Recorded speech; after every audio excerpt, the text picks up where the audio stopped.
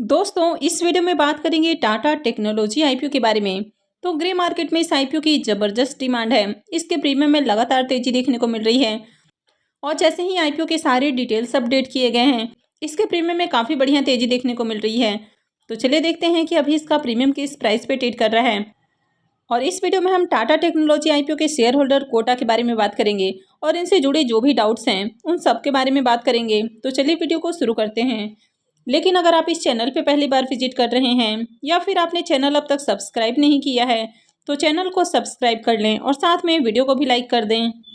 सबसे पहले आईपीओ के डिटेल्स की बात करें तो आईपीओ 22 नवंबर से ओपन होने वाला है और ये 24 नवंबर को क्लोज हो जाएगा। तो 22, 23 और 24 3 दिन इस आईपीओ में अप्लाई किया जा सकता है। आईपीओ में फेस वैल्यू ₹2 पर शेयर है और आईपीओ में प्राइस बैंड 475 से ₹500 पर शेयर होने वाला है। तो आपको किसी भी आईपीओ में उसके कट ऑफ प्राइस पर ही अप्लाई करना है, यानी कि जो अपर प्राइस बैंड होता है उस पर ही आपको अप्लाई करना है। यहाँ पर 30 शेयर्स का लॉट है। आईपीओ का इशू साइज 3042.51 करोड़ का है और ये पूरा का पूरा ऑफर फॉर सेल आईपीओ है। तो यहाँ पर आईपीओ से जो भी फंड रेज होने वाला है वो पूरा का पूरा कंपनी के प्रमोटर्स के पास जाने वाला है, यानी कि कंपनी को इससे ₹1 का भी बेनिफिट नहीं मिलने वाला है। कंपनी के जो प्रमोटर्स हैं या इसके जो पुराने इन्वेस्टर्स हैं वे अपनी हिस्सेदारी को कम कर रहे हैं और ये एक मेन बोर्ड आईपीओ है। कंपनी बीएसई और एनएसई पे लिस्ट होने वाली है।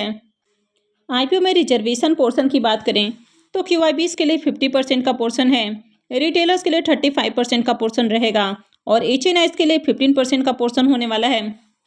अब यहाँ पर 10% का जो पोर्शन है वो शेयर होल्डर कोटा होने वाला है। तो जिनके भी पोर्टफोलियो में 13 नवंबर को टाटा मोटर्स के एक भी शेयर हैं वे शेयर होल्डर कोटा में अप्लाई करने के लिए एलिजिबल होंगे। तो अगर आपके पोर्टफोलियो में भी 13 नवंबर को टाटा मोटर का एक भी शेयर है तो आप शेयर होल्डर कोटा के जरिए आईपीओ में अप्लाई कर सकते हैं। अब टाटा मोटर के आईपीओ में अगर आप रिटेल पोर्शन से अप्लाई कर रहे हैं तो आप साथ में शेयर होल्डर कोटा से भी अप्लाई कर सकते हैं और अगर आप एचएनआई पोर्शन से अप्लाई कर रहे हैं तो भी आप शेयर होल्डर कोटा से अप्लाई कर सकते हैं, यानी कि आप एक डीमैट अकाउंट से दो एप्लीकेशंस लगा सकते हैं। अब यहाँ पर आप रिटेल पोर्शन में मैक्सिमम 2 लाख तक का इन्वेस्टमेंट कर सकते हैं और साथ में आप शेयर होल्डर कोटा में भी मैक्सिमम 2 लाख का ही इन्वेस्टमेंट कर सकते हैं अगर आपको दोनों पोर्शन में एप्लीकेशंस लगाने हैं। उसी तरह यहाँ पर आप अगर शेयर होल्डर कोटा में अप्लाई कर रहे हैं तो यहाँ पर अगर आप 2 लाख तक का इन्वेस्टमेंट करते हैं तो आप एचएनआई पोर्शन में जितना चाहे उतना इन्वेस्टमेंट कर सकते हैं। जैसे कि स्मॉल एचएनआई पोर्शन में 10 लाख तक का इन्वेस्टमेंट कर सकते हैं और बिग एचएनआई पोर्शन में उससे ऊपर जितना चाहे उतना इन्वेस्टमेंट कर सकते हैं। उसी तरह यहाँ पर आप रिटेल पोर्शन में जैसे कि आपको पता है कि 2 लाख तक का ही लिमिट होता है, तो यहाँ पर आपको 2 लाख तक का ही इन्वेस्टमेंट करना है और साथ ही आप शेयर होल्डर कोटा में भी 2 लाख तक का इन्वेस्टमेंट कर सकते हैं। तो इस तरह आप दो जो पोर्शन है वहाँ से अप्लाई कर सकते हैं। लेकिन अगर आप शेयर होल्डर कोटा में 2 लाख से ज़्यादा का इन्वेस्टमेंट करते हैं तो फिर आप दूसरे पोर्शन से अप्लाई करने के लिए एलिजिबल नहीं होंगे। तो इसलिए अगर आप शेयर होल्डर कोटा में मात्र 2 लाख तक का इन्वेस्टमेंट करते हैं तो फिर आप दूसरे पोर्शन से अप्लाई करने के लिए एलिजिबल रहेंगे। तो रिटेल पोर्शन में आप 2 लाख तक का इन्वेस्टमेंट कर सकते हैं और साथ ही शेयर होल्डर कोटा में भी 2 लाख तक का इन्वेस्टमेंट कर सकते हैं। और अगर आप एचएनआई पोर्शन से आगे अप्लाई करने वाले हैं तो शेयर होल्डर कोटा में आप 2 लाख तक का इन्वेस्टमेंट कर सकते हैं और साथ ही एचएनआई पोर्शन में आप जितना चाहे उतना इन्वेस्टमेंट कर सकते हैं, यानी कि आप चाहे तो बिग एचएनआई पोर्शन से अप्लाई कर सकते हैं या फिर स्मॉल एचएनआई पोर्शन से अप्लाई कर सकते हैं। अब यहाँ पर शेयर होल्डर कोटा में जो आईपीओ का अलॉटमेंट है वो प्रोपोर्शनेट बेसिस पे होने वाला है, यानी कि अगर आईपीओ 10 गुना सब्सक्राइब होता है तो यहाँ पर आपको एक लॉट कन्फर्म है। तो कुछ कमेंट आए थे जिसमें पूछा गया था कि क्या एक डीमैट अकाउंट से 2 एप्लीकेशंस लगा सकते हैं, तो इस आईपीओ में आप बेशक 2 एप्लीकेशंस लगा सकते हैं। तो यहाँ पर आप रिटेल पोर्शन से अप्लाई कर रहे हैं तो साथ में शेयर होल्डर पोर्शन से भी अप्लाई कर सकते हैं। उसी तरह अगर आप एचएनआई पोर्शन से अप्लाई कर रहे हैं तो साथ में आप शेयर होल्डर पोर्शन से भी अप्लाई कर सकते हैं, लेकिन आपको रिटेल और एचएनआई को साथ में सिलेक्ट नहीं करना है। यहाँ पर आपको शेयर होल्डर कोटा के साथ ही दूसरे कैटेगरी को सिलेक्ट करना है, जैसे कि आप बाकी के आईपीओ में करते हैं। और आईपीओ में अप्लाई करते समय आपको यहाँ पर कुछ भी नहीं करना होता है। जिस तरह आपने बाकी के आईपीओ में देखा होगा कि अगर किसी आईपीओ में आपको एम्प्लॉय कोटा देखने को मिलता है तो वहाँ पर एम्प्लॉय और इंडिविजुअल इन दोनों में से किसी एक को सिलेक्ट करना होता है। उसी तरह इस आईपीओ में अप्लाई करते समय अगर आप शेयर होल्डर कोटा से अप्लाई कर रहे हैं तो आपको शेयर होल्डर को सिलेक्ट कर लेना है।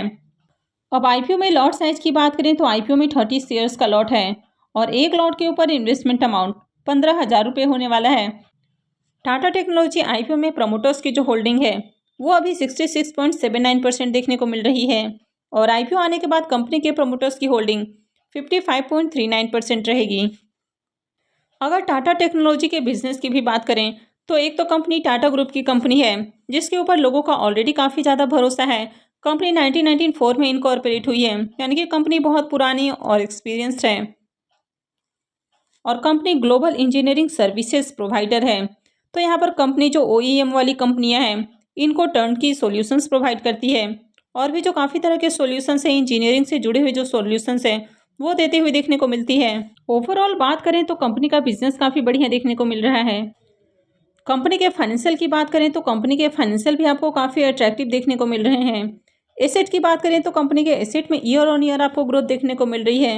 रेवेन्यू की बात करें तो साल दर साल कंपनी के रेवेन्यू भी बढ़ते हुए देखने को मिल रहे हैं। कंपनी के प्रॉफिट आफ्टर टैक्स की बात करें तो कंपनी के प्रॉफिट में भी साल दर साल आपको काफ़ी बढ़िया इजाफा देखने को मिल रहा है। नेटवर्थ की बात करें तो कंपनी के नेटवर्थ बढ़ते हुए देखने को मिल रहे हैं और साथ ही इसके जो रिजर्व हैं वो भी साल दर साल बढ़ते हुए देखने को मिल रहा है। अभी करंट में बात करें तो कंपनी के पास 2455 करोड़ से भी ज़्यादा का रिजर्व देखने को मिल रहा है। ओवरऑल कंपनी के फाइनेंशियल आपको अट्रैक्टिव देखने को मिल रहे हैं और कंपनी के ऊपर आपको डेट भी देखने को नहीं मिल रहा है। अगर टाटा टेक्नोलॉजी के मार्केट कैप की बात करें तो इसका जो मार्केट कैप है वो 20,283 करोड़ से भी ज़्यादा देखने को मिल रहा है, यानी कि काफ़ी बड़ी कंपनी है। EPS 15.37 का है तो ये भी बढ़िया है और रिटर्न ऑन नेटवर्थ की बात करें तो ये भी 20.87 का है।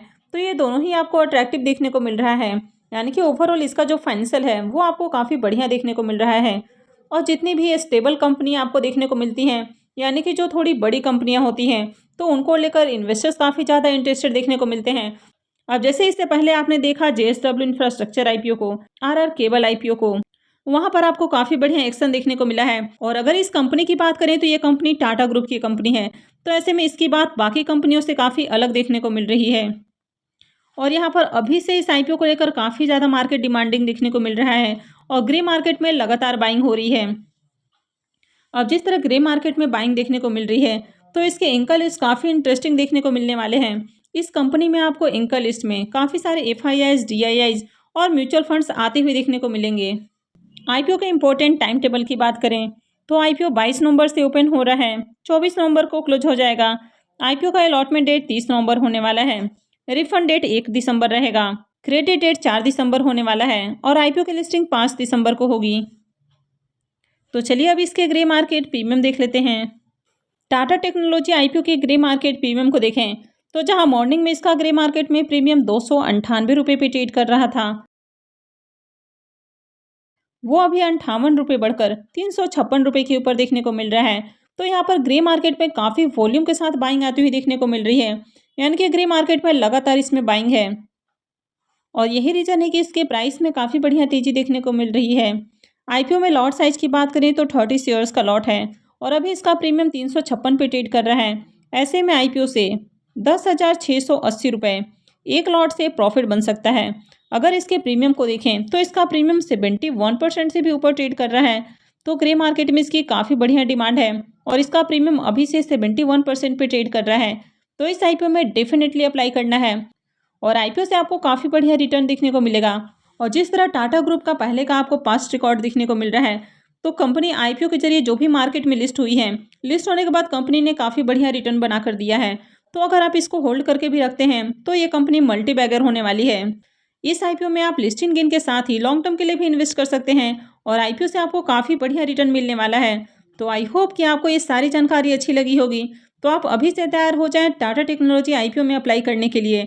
और अगर आपने वीडियो को अब तक लाइक नहीं किया है तो वीडियो को फटाफट से लाइक करें और वीडियो को अंत तक देखने के लिए आप सबका बहुत बहुत धन्यवाद।